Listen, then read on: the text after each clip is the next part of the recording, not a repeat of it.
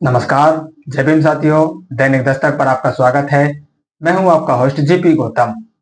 जब से बहन जी ने मेंढक वाला ट्वीट किया है, उसके बाद से मानो चंद्रशेखर आजाद और उनकी पार्टी पर बिजली सी टूट पड़ी है। उनके संसद क्षेत्र नगीना में उनका खुलकर विरोध होता है।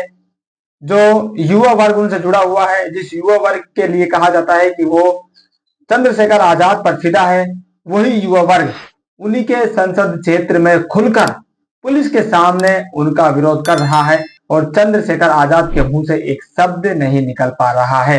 और इसके साथ साथ जो खबर हमने आपको पहले बताई थी कि रोहिणी घावरी के द्वारा जो संगीन आरोप चंद्रशेखर आजाद और उसकी पार्टी पर लगाए जा रहे हैं, ये बड़ा सवाल चंद्रशेखर आजाद के भविष्य पर उठा रहे हैं। आज इन्हीं सभी घटनाओं के बारे में इस स्टोरी में चर्चा करने वाले हैं और क्यों ये कहा जा रहा है कि चंद्रशेखर आजाद का जो राजनीतिक कैरियर है वो यूपी चुनाव से पहले ही खत्म होने पर आ सकता है और उनको जेल भी हो सकती है। बहन जी लखनऊ आते ही एक प्रेस वार्ता को संबोधित करती है और उसमें अधिकतर अपना जो समय है वो बहुजन राजनीति और बहुजन समाज को किस तरह से बांटा जा रहा है उस रणनीति के बारे में वो खुलकर अपने विचार प्रस्तुत करती है। और इससे पहले वो सोशल मीडिया पर एक बड़ा बयान जारी करती है। उस बयान में भी वो लगभग उन्हीं बातों को दोहराती है जो उन्होंने प्रेस वार्ता में मीडिया के सामने कहे हैं।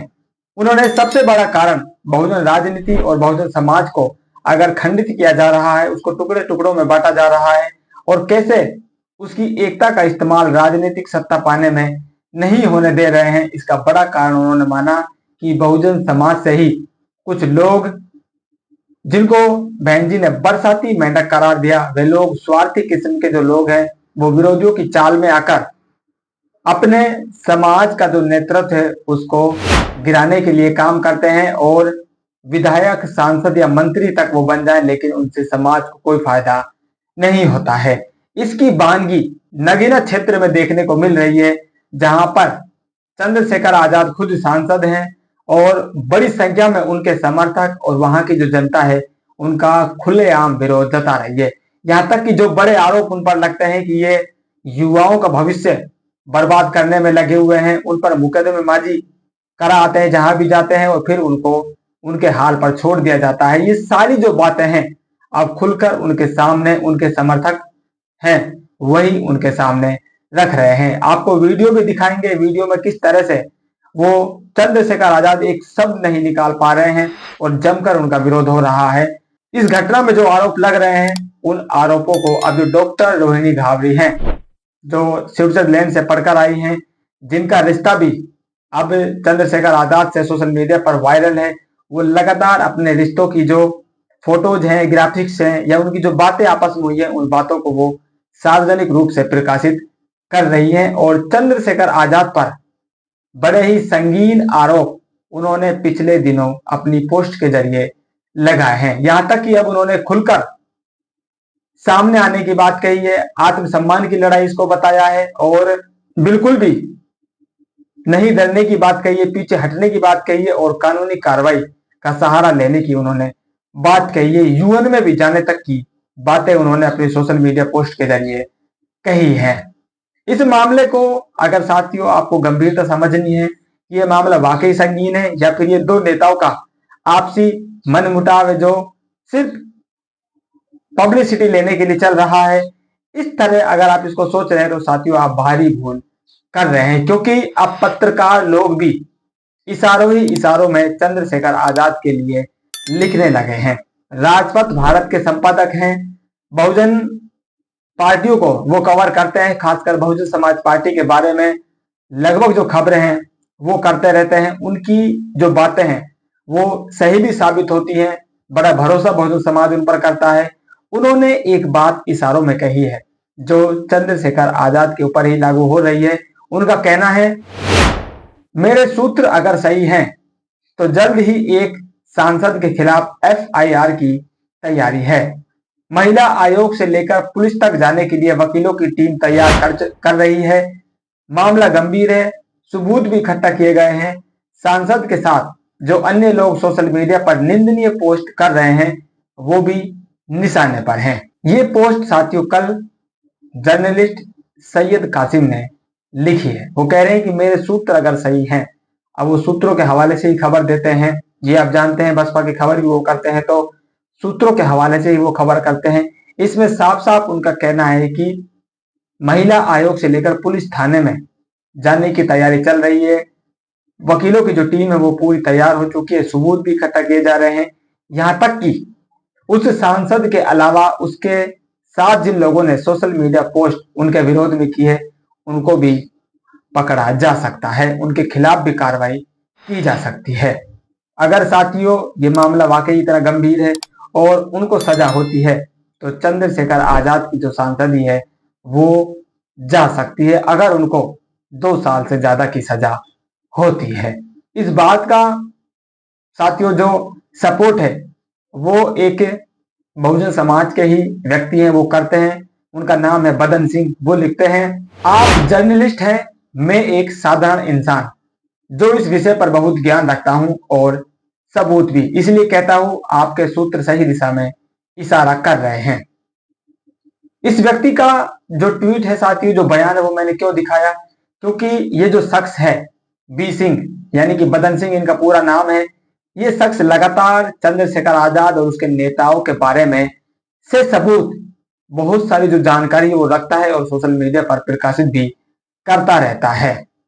इसलिए इन्होंने इसका जो समर्थन किया है तो इस बात में साथियों कहीं ना कहीं दम लग रहा है। और जर्नलिस्ट सैयद ने जो बातें अपने ट्वीट में कही हैं उन बातों से ये लग रहा है कि चंद्रशेखर आजाद जो सांसद है वो खतरे में है और राजनीतिक भविष्य भी यूपी चुनाव से पहले खतरे में आ सकता है। क्यों? उनका ये वीडियो देखिए किस तरह से नगीना उनका जो सांसद क्षेत्र है उसमें उनका खुलकर विरोध हो रहा है।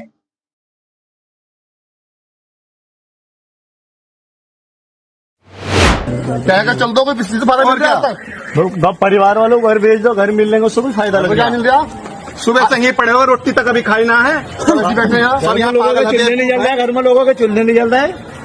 घर चले जाओ, जाट बात अगर फोन करते हैं वो तस्वीर 5 दिन लग जाएगी बाबा साहब की। आज 4 महीने हो गए, आज तक नहीं लगे वहाँ कुछ भी ना। बस कहकर चल दो अपना, ऐसा कोई फायदा मिल जाती है कहते हैं। जो सच्ची बात होता हो, सच्ची बात कहकर जाओ। नहीं सम्मान है मगर तो करा जाओ कम से कम यार। झूठी बात वो करा दो तो इलीगल वाली बात ही नहीं है। जितेंद्र राणा जी का कहा था 5 दिन के बाद बाबा साहब की मूर्ति लगाई। जितेंद्र राणा जी 2 दिन के बाद दिखाई भी नहीं दिए। दिखाई दिए यार, उसमें मुकदमे हम पर लगवा दिए आप लोगों ने, फैसला करवा हमारी गाड़ियों का चालान तक करा पड़ा। उस मामले गलत बात है ना ये चीजें भी यार, मतलब आपसे जुड़े रहेंगे तो काम होगा। आपके बीच में बोलना चाहिए, पर जब बोल रहे हैं हमारा बच्चा हो, ठीक है नहीं, कोई भी इस पर राजनीति मत करो। बोल रहे थे भैया आप, 1 मिनट भैया। क्या हो गया भाई? क्या तो बोल रहे भैया, क्या तो बोल रहे भैया।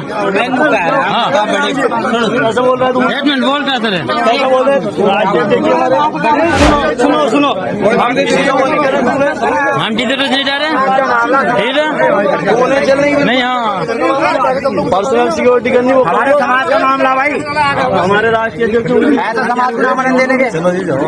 तो ये घटना थोड़ी होगी, ये घटना हो गई भाई कम से कम परिवार को 50 लाख रुपया, एक नौकरी प्लाजा पर नौकरी, और सांसद साहब आए हैं तो कम से कम 50 लाख रुपया दे दे अपनी सांसद निधि से, ये भी देवो, तब हम सांसद साहब की जय जयकार कर देंगे यहीं। बस बताओ भाई, समाज के अगर हम गलत कह रहे हो तो कोई समाज को भाई 50 करोड़ रुपया जिला इकट्ठा करके दिया था, कम से कम कुछ तो मदद कर दो गरीब परिवार की। और क्या सही बात है तुम्हारी, या एसी में ही बैठे रहोगे?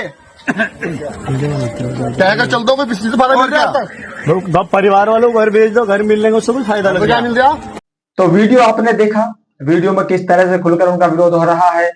रोहिणी गावड़ी की पोस्ट आपको हमने पिछली जो स्टोरीज है उसमें आपको बता दी है, सोशल मीडिया पर वो पड़ी हुई है, आप वहां पर देख सकते हैं। और अब पत्रकार लोग इस बात को अगर कह रहे हैं तो साथियों, चंद्रशेखर आजाद, उनकी पार्टी और उनके साथ जो लोग काम कर रहे हैं उन पर बहुत बड़ा खतरा मंडरा रहा है।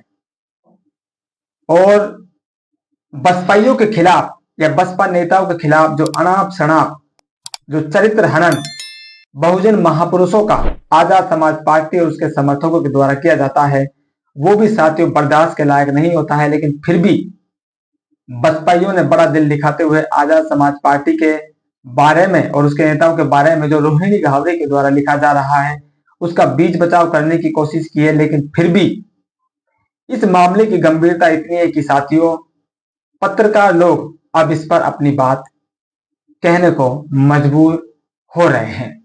आप लोग क्या मान रहे हैं? आप लोग क्या मान रहे हैं? क्या चंद्रशेखर आजाद का भविष्य वाकई खतरे में है या चंद्रशेखर आजाद को बदनाम करने के लिए इस तरह की जो बातें हैं या जो कर्म है वो किए जा रहे हैं? आपकी जो भी राय है कमेंट करके जरूर पहुंचाएं। फिलहाल इस अपडेट में इतना ही, मिलते हैं नई अपडेट में, तब तक के लिए जय भीम।